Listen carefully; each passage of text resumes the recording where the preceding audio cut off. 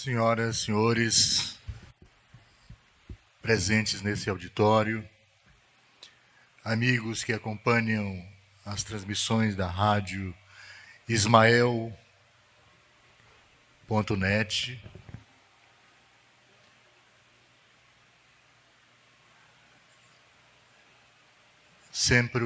sempre coloco com muita clareza aos irmãos do Caridade e Fé, por onde passei, do movimento espírita, que não temos como negar em nenhum instante o convite para auxiliar ao movimento espírita, colaborando com as palestras, com as exposições tão necessárias. Embora compreendamos com muita segurança de que o Evangelho do Cristo necessita cada vez mais de trabalhadores nessa área. De qualquer forma, sabendo que Jesus, o Divino Amigo, não desampara ninguém, espero, com certeza, pelas rogativas já feitas pelo Samuel, o nosso dirigente da noite, que os amigos espirituais possam nos auxiliar. A fé transporta montanhas. É o capítulo 19 do Evangelho segundo o Espiritismo, que no seu item 1 do texto diz o seguinte: quando veio até o povo, um homem se aproximou de Jesus, lançou-lhe de joelhos aos pés e lhe disse: Senhor, tende piedade do meu filho que está lunático e sofre muito, porque ele cai frequentemente no fogo e frequentemente na água. Eu o apresentei aos vossos discípulos, mas não puderam curá-lo. E Jesus respondeu dizendo: ó raça incrédula e depravada, até quando estarei convosco? Até quando vos sofrereis? Trazei-me aqui essa criança. E Jesus, tendo ameaçado o demônio, os espíritos que com ele estavam, eles saíram da criança, ou ele saiu da criança, que foi curado no momento, ou no mesmo instante.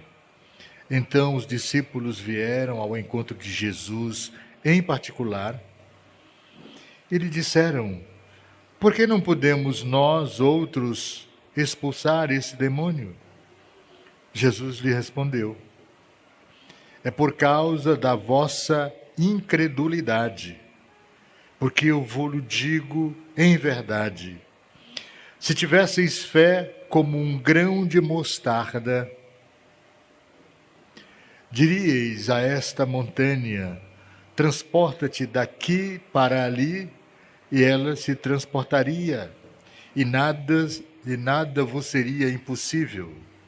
São Mateus capítulo 17, versículos de 14 a 20. No sentido próprio, é certo que a confiança nas próprias forças do homem, nossas, é capaz de executar coisas materiais que não se pode fazer quando se duvida de si. Mas aqui é unicamente no sentido moral que é preciso entender estas palavras.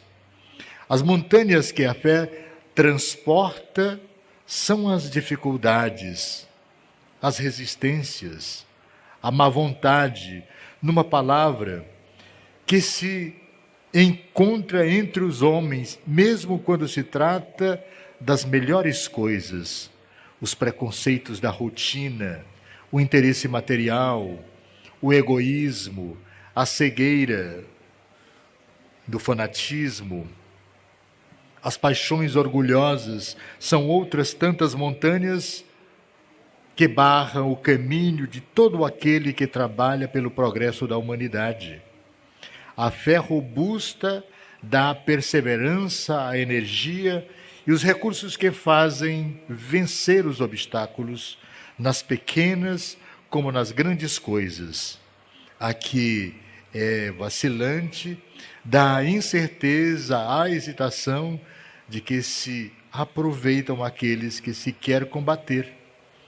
Ele não procura os meios de vencer, porque não crê, não acredita, não crê poder vencer as questiúnculas do tempo, aquilo que nos aflige. Então vamos caminhar nessa direção. Com relação à passagem lida, o que impediu os discípulos de curarem o menino, a criança? Porque nos encontramos, às vezes, tão incapazes de conquistar o espaço que nos é devido no seio da família, porque não conseguimos nos colocar, não com altivez, não para se mostrar, mas para manter o equilíbrio dentro de casa, na família.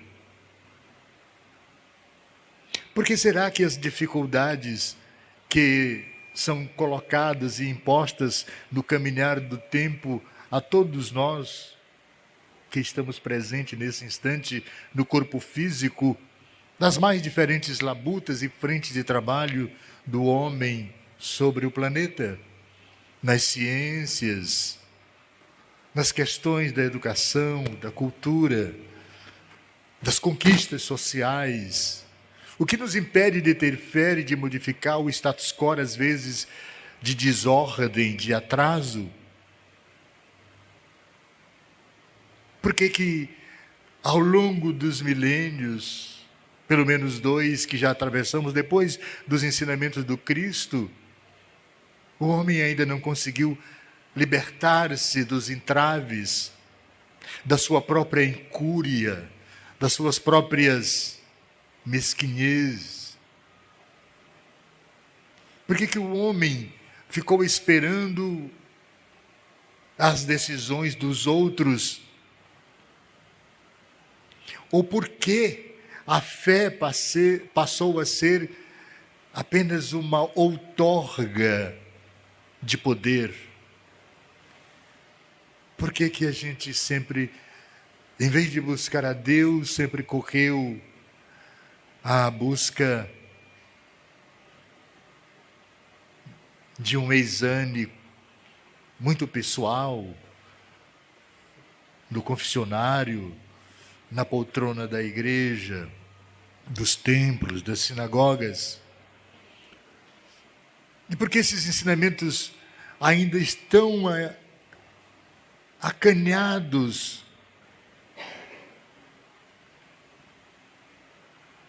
nos nossos exames conscienciais?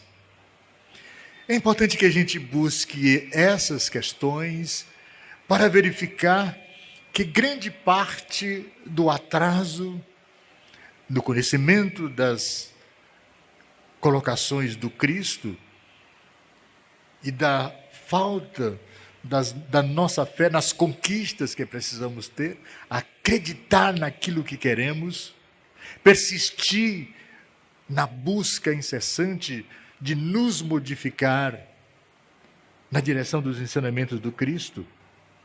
A falta de fé, embora todo o empenho e boa vontade dos discípulos daquela época, faltava-lhes ainda a confiança, conforme o próprio Cristo demonstrou. É a mesma confiança que não temos. Lá na frente, talvez, a gente possa descobrir que, além da falta de confiança na criatura que nós somos, no espírito que anima o nosso corpo, tão velho, tão antigo, mas muito mais antigo, e eu falo de mim, porque é muito mais do que a idade do corpo físico que me anima, que está aqui agora. Por que estamos tão atrasados esperando pelos outros? Ou será que não confiamos no debate direto, frente a frente, com os homens simples daquela época, mas tão filosoficamente colocados para viajar os tempos que há de virão, e que, passando por nós, precisamos estar atentos aos ensinamentos do Cristo. Aqui mesmo nessa casa tem um ambiente de atendimento fraterno, que, igual o que o Cristo fazia naquela época, igual os apóstolos fizeram na casa do caminho no primeiro instante depois do Cristo, muitos dos homens saíram perambulando, sem destino, mas levando a mensagem do Cristo. E aqui e acolá encontravam barreiras, não sei se pelo cansaço da caminhada, porque contar léguas passo a passo é bem diferente do que dirigir um carro nos dias de hoje, nos tempos de hoje. Estafante seria caminhar pela Judéia, muito difícil sair de Parnaíba à corrente de Parnaguá, no sul do estado. Mas hoje a gente encontra meios tão fáceis. Um simples microfone, um impulso da net, o som da nossa voz chega aos rincões de todo o planeta.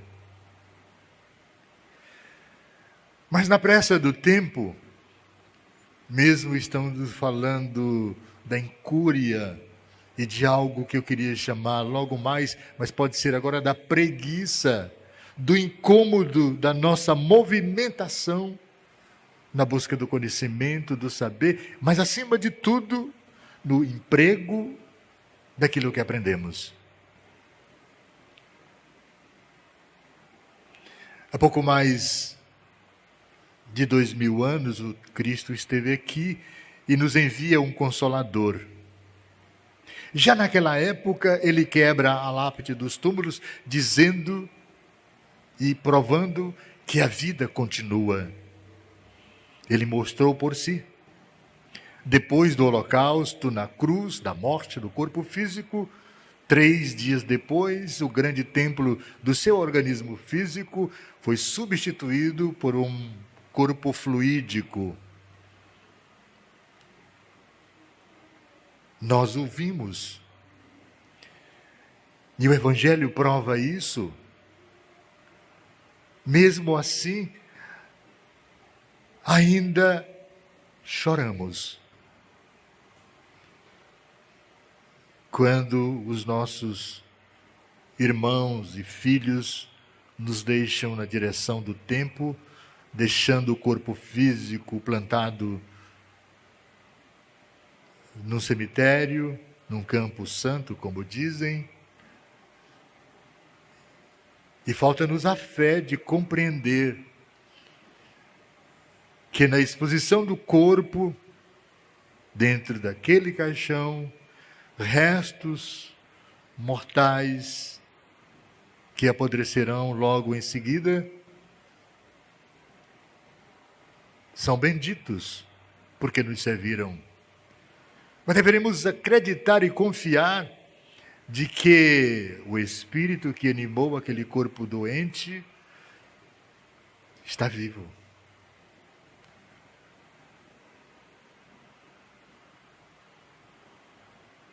As lágrimas, eu posso configurá-las com clareza. Os sentimentos nos doem muito pela lembrança e a saudade. Mas, em acreditando no Espírito, vem a emoção e ela precisa ser passageira para que retomemos logo em seguida todas as forças, principalmente daquele que foi, dos nossos filhos, dos nossos parentes, da nossa mãe, do nosso pai. Retomemos a força, deixemos que eles sigam, e agora, com toda a compreensão eterna, de todo um passado que é revivido e passa a conhecer, agora sim, ele vai entender as nossas dificuldades, o pai, a mãe, o filho, porque brigamos tanto, lutamos tanto, porque fomos tão intransigentes ou porque o amamos tanto. E aí vamos saber, de verdade, que as informações crísticas que estão aqui, não precisamos ter fé para acreditar. É necessário que tenhamos a certeza de que o Cristo é verdadeiro, de que Deus é matéria suspensa no ar, de que Ele vivencia em nós a cada segundo, a cada instante. Muitos são os percalços da vida e dificuldades que precisamos enfrentar todos os dias, mas que devem também devido também à nossa falta de fé e à questão da nossa incredulidade ser não só questionada, mas colocada no arquivo morto. Depois que a gente vai à doutrina espírita, depois que a gente, no caminhar aqui dentro, ainda há pouco eu fui visitar uns amigos ali para cumprimentá-los, soube que não vai haver mediúnica e fui abraçar os amigos que estavam lá trabalhando, aprontando a reunião para outro dia. No caminho, passei entre um grupo de irmãos que me deixaram dolorido. Aí disseram, não vai haver reunião mediúnica, o pessoal está todo aí fora, é bom avisar para eles. Todos nós que morremos estamos sempre presentes. Jesus, ao usar o termo montanhas, referiu-se àquelas que conhecemos com esse nome materialmente colocado montanhas, mas são as nossas doenças intrínsecas à criatura humana. Muito claro aqui no Evangelho, as nossas vaidades são doenças às vezes intransponíveis, que se arrancadas de dentro de nós, se tiradas de dentro de nós, se expulsas de dentro de nós, pelo sentimento de fé, pela busca da mudança da criatura torpe que ainda somos, por estas doenças, pelas nossas vaidades, pela inveja, são curáveis. Trocar o amor por essas questões doentias e perversas, eu falo trocar o amor é porque o amor é o bálsamo, eu digo aqui sempre, curador de todas as doenças. Ora, se não conseguimos remover de nós as nossas doenças pessoais, imagine transportar verdadeiramente uma pedra, sentido figurado que o Cristo colocou com muita providência. Um pão de açúcar daquele é complicado transportar. Mas a gente observa no meio de nós, dentro da nossa casa e família, algumas criaturas que perdem a confiança em si e em tudo, e se colocam numa fragilidade voluntária tão profunda que desistem até da vida. Desistem de trabalhar os sentimentos. Às vezes a dor é tão forte e tão profunda que as pessoas desistem de viver. E em vez de buscar pela fé, na prece, na oração, no convite amigo a alguém para o socorro, nós procuramos soluções extremamente perversas para o homem que recebeu de Deus a oportunidade de sobreviver, de se melhorar, caminhando e trabalhando a fé no futuro. no conhecimento de si mesmo e no trabalho seguro, com o suor do rosto para se manter. Não desistir nunca, não desistir jamais. Se tivéssemos a fé do tamanho de um grão de mostarda, dirias a esta montanha, transporta-te daí para ali, e ela se transportaria, e nada seria impossível. Quando Cristo fala isso, nos abre as portas do sentimento de amor próprio. Mas ele também se coloca como o intermeio, aquele que é o processo da gente buscar através dele a força necessária de manipular esses sentimentos: fé, amor, caridade, para expulsando as dificuldades do organismo espiritual e físico que eu sou agora, e tentar burilar outros sentimentos mais poderosos, que necessariamente a gente não precisa acreditar que seja fácil fazê-lo. Mas está aqui o Evangelho, está aqui uma casa espírita e um grupo de trabalhadores do bem que se colocam à disposição a todos os instantes. Nós não temos tempo e hora marcada para atender as pessoas. Qualquer hora e em qualquer lugar podemos ir. Podemos telefonar. Podemos nos colocar à disposição para o passe, para uma conversa amiga. Tirar do mundo intrínseco de pensamentos torpes que às vezes não são nossos, mas que as nossas fragilidades na compreensão de que às vezes não estamos a sós com Deus ou com Cristo, mas conosco estão presentes criaturas que se transformaram ao longo dos tempos pela criatura doente que fomos antes de aqui chegar agora, inimigos ferrenhos, que colocando as suas vinganças pessoais, as suas indiferenças de tempos transatos conosco, nos levam à loucura.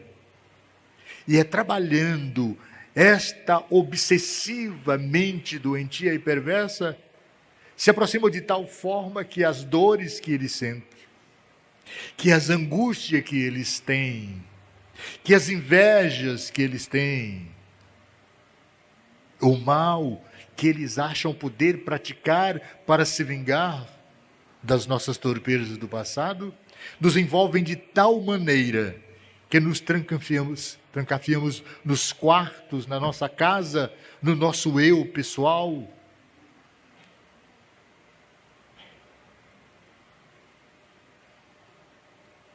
E perdemos a oportunidade de, por um momento, pegar algo para ler.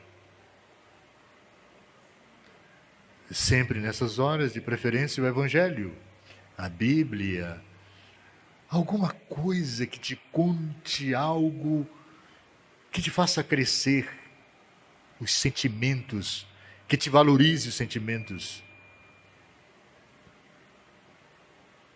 A história da humanidade está repleta de homens que manipularam o bem. E às vezes é preciso a gente pegar esses exemplos. Porque tem gente que não acredita e não confia em Deus, nem no Cristo. E a gente sabe que essas criaturas estão aí, e não são poucas. E a dor faz com que essas criaturas, de repente, dependendo da localidade, da localização da dor, de vez em quando a gente assiste. Há pouco tempo tivemos aqui no Caridade e Fé, uma família inteira cuidando de uma filha. Eu já havia, em outras oportunidades, ouvido várias vezes um dos membros da casa, da família, dizer que Deus não existe. Quando bateu em casa o desespero, porque a jovem se desequilibrou a tal ponto de desconhecê-los como familiares, de não saber quem era, não tinha identidade. De repente, eu vi essa criatura e a família sentada aqui.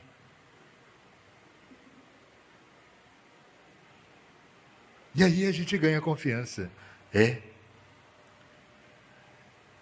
Tem horas que é preciso a dor para manipular os sentimentos verdadeiros que estão grafados no organismo espiritual que temos. As leis divinas estão todas aqui dentro. O meu velho amigo Wagner, querido amigo, quando eu digo, eu vou ter que dar uma palestra, estou assustado, aí ele aponta para a minha cabeça, está tudo aí dentro, deixe sair. É fácil.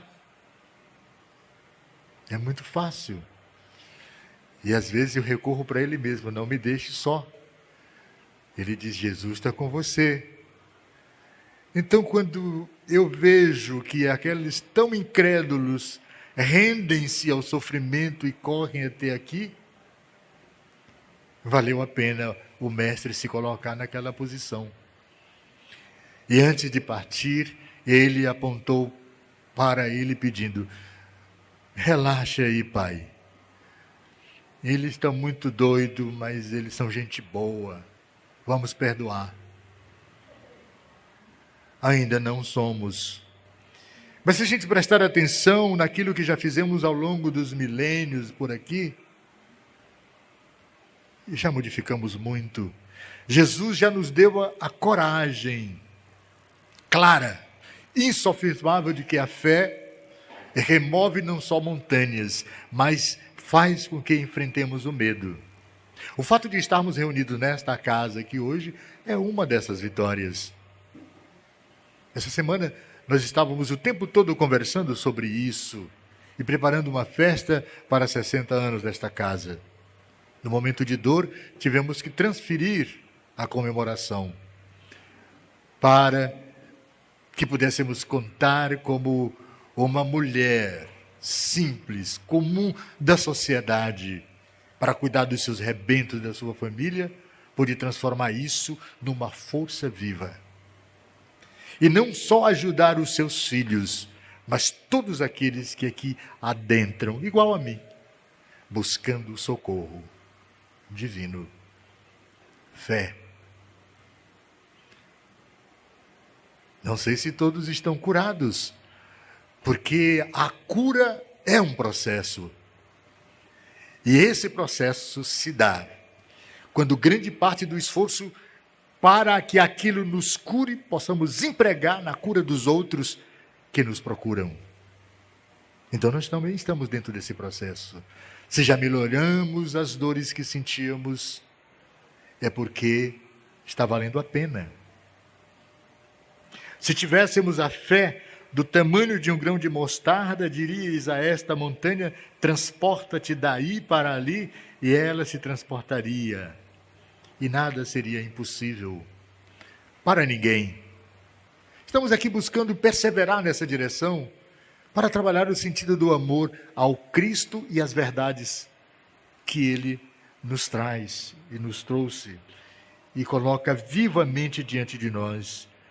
No sentido moral, como devemos então entender as montanhas referidas por Jesus? Já colocamos aqui.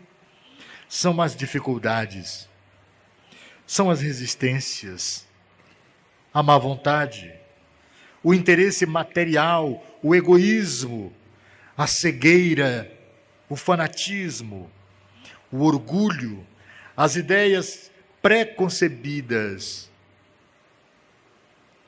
que aprendemos no caminho.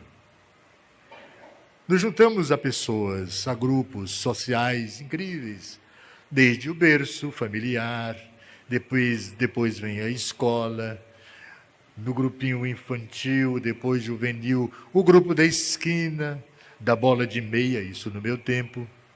Agora, são outros. As comunicações sociais, as redes sociais, o WhatsApp, os jogos que fascinam. E esses são caminhos, porque através deste celular que ganhamos como acréscimo à nossa mão, né, mais um membro nosso, a gente pode tirar muitas coisas boas. A facilidade da comunicação, nem sempre, né? Tem às vezes que a gente não atende, tem gente que fica zangado, e é verdade. Mas é importante usar todas as ferramentas. No sentido próprio, é certo que a confiança nas suas próprias forças torna o homem capaz de exercer coisas materiais que não consegue fazer se duvida de si mesmo. Então é preciso ter fé em si mesmo e ter confiança que tudo em volta conspira nas diretrizes escolhidas por cada um. Se queremos trabalhar o sentimento para evoluir, cursando uma universidade, uma escola superior, se a gente precisa fazer um mestrado, precisa colocar a mão na massa, estudar e trabalhar. Se quer um emprego, me ajude, Jesus, mas pegue o currículo e saia distribuindo, visitando e revisitando os locais, para que acreditem que você quer trabalhar. Se você quer se modificar, mostre em casa, que é o laboratório principal. Mostre no seio da família que está mudando. Que as questões egóicas e às vezes perversas com os irmãos, com a família, possam ser modificadas por sentimentos mais nobres, o do amor, o da cooperação. No momento da dor, que nos juntemos para sarar. No momento do evangelho, que nos juntemos não para dormir à mesa, os mais novinhos, mas os mais velhos também. Nos juntemos todos. Lá em casa está muito fácil, eu junto todo mundo. Sou eu, os espíritos que me acompanham e os livros. Mas quando junto a família, há sempre uma dificuldade. Mas convidemos sempre. Se tiver visita, convença-os também. Como devemos proceder para conquistar a fé? Abrindo a nossa mente e o nosso coração ao estudo do Evangelho e com o firme propósito de nos reformar intimamente, mediante a vivência dos seus ensinamentos, dos ensinamentos do Cristo. Essa reforma íntima, é também um processo. Ninguém, mas ninguém mesmo, pode sair de um momento egóico, vaidoso, de postura, se não começar a se modificar. Mas para a gente começar a se modificar, tem sempre os exemplos dentro de casa, com a família. Conselhos de pai e mãe valem a pena, são maravilhosos. Mas há sempre aquela oportunidade da gente estar no meio social. E a gente, quando está no meio social, deve se apresentar bem, mas que seja igual em casa. Porque às vezes a gente está muito bem no meio social, e muito alegre, feliz, conversa. Se bebe um pouco, então, conversa demais. Quando chega em casa, é um tirano.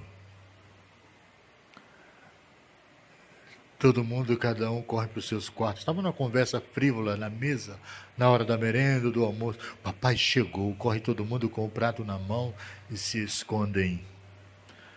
Seria muito bom que quadros desta forma não pudessem mais ser pintados ou sequer comentados, porque a família seria o refúgio do encontro com as pessoas, onde o cadinho de amor e de reconstrução de sentimentos tão profundos pudessem ser reencontros sempre muito saudáveis. Mas é também uma escola, e de vez em quando é preciso que haja energia boa para repreender quando for necessário, mas para falar de amor quando mais se precisa.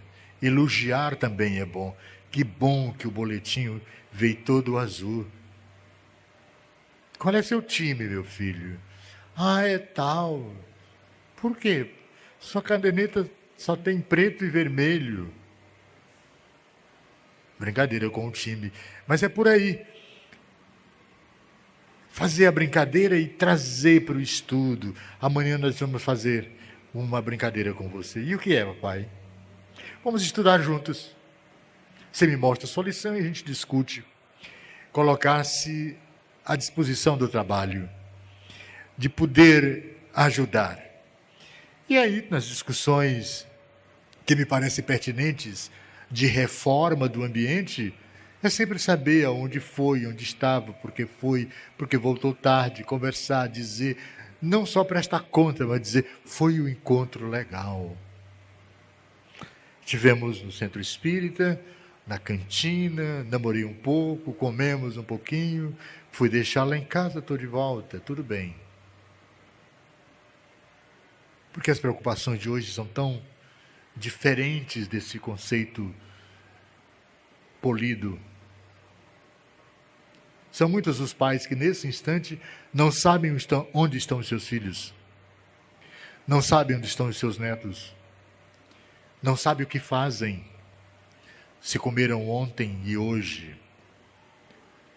Muitos não sabem se estão vivos. Primeiro porque às vezes nos relaxamos tanto e somos tão democráticos ou democratas na forma de tratar os filhos, que eles ficam à vontade. Eles fazem o que quiserem, eu dou a mesada, são felizes. E por isso, muitos lares estão aí desfeitos. O álcool, a bebida, portanto, e agora a droga. São responsabilidades que deixamos de executar pelo sentido do amor e que vamos chorar agora porque não temos mais tempo de corrigi-la. Temos que rezar muito para que, no final desta conversa, com o Cristo, com Deus, na reforma íntima que eu preciso fazer, na outra encarnação eu possa reuni-los novamente, para que o momento frustrante que foi, não remover as montanhas doentias e perversas do nosso íntimo, dos nossos sentimentos, das nossas obrigações pessoais, em observando as leis divinas, crísticas, os ensinamentos do Mestre e de todos aqueles que Ele enviou para trabalhar o bem, o sentimento do amor, da caridade, e mais forte ainda, quando Ele envia alguém com a força e vida para permanecer conosco até o final dos tempos, dos nossos tempos, mas poder nos levar à regeneração da criatura humana e à reforma que precisamos para modificar todo o status quo de desorganização social que enfrentamos. Todas as crises morais que nos afligem, que nos deixam sisudos ao ouvir os noticiários diariamente, não só nas redes que trabalham os noticiários falando dos crimes e dos descasos, nos programas que tratam de bandidagem. Porque a bandidagem está colocada nos noticiários mais elitistas. Não é? E essa crise moral, ela não está contida apenas neles lá. Precisamos de uma fé robusta, de uma franqueza clara com o Evangelho do Cristo, para manipular esses sentimentos crísticos em nós. E tem muito tempo que a gente faz. E aí a gente diz, mas o tempo vai existir, teremos N encarnações daqui para frente. Melhor seria se começássemos hoje, ou tivessem começado antes, para que o processo não fosse tão cruel diante dos nossos olhos. Ver que a sociedade que estamos vivenciando nesse momento é tão torpe, tão doente, tão perversa, principalmente com os mais frágeis na base da pirâmide. Temos culpa, porque não é deles, é do espírito humano que vivenciamos agora. E o Cristo fala isso com muita franqueza, pedindo que possamos abrir os nossos corações, dando possibilidade a que esses sentimentos cheguem o mais rápido possível com responsabilidade no tom que precisamos empregar, no ciclo social que pertencemos, família, trabalho, igreja, eclésia de uma forma geral.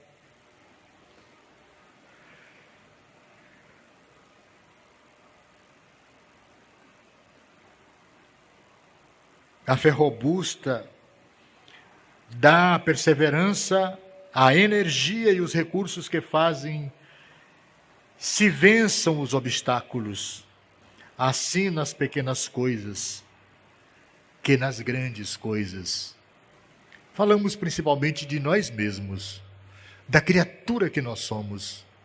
Mas se não mudarmos a criatura que nós somos, como esperar que o mundo seja mudado? Às vezes, um sentimento, um pensamento aqui e agora,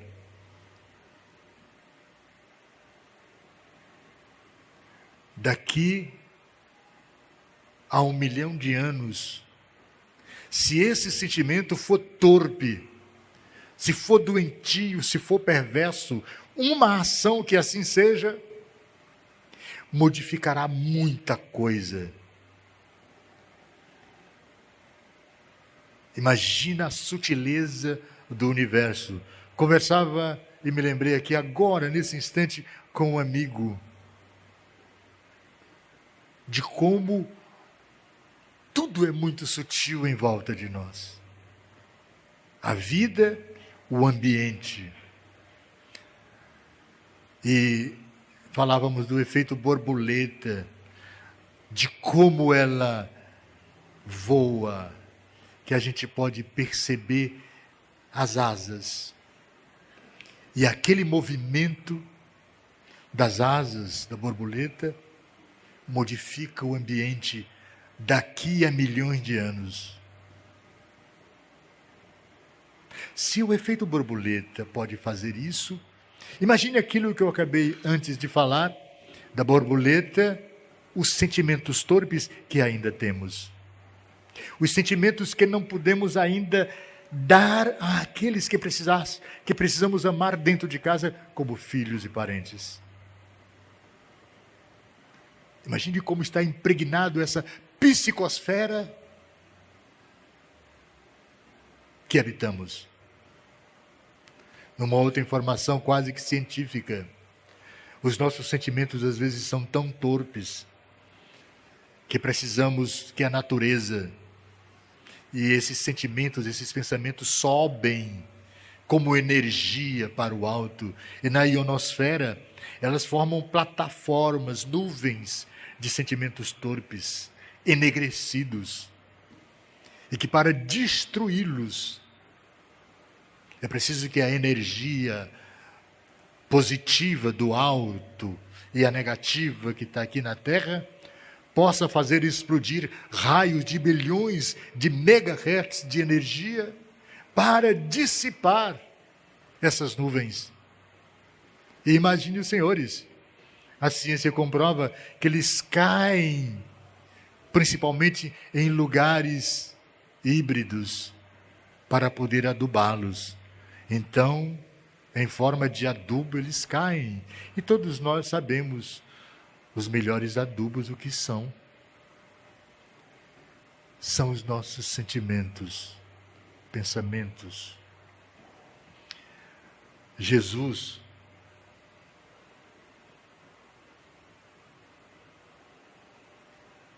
traduz o sentimento de amor que ele trouxe, ou traduz o sentimento do próprio Pai nele mesmo e vice-versa. Ele mesmo disse que nós somos assim também.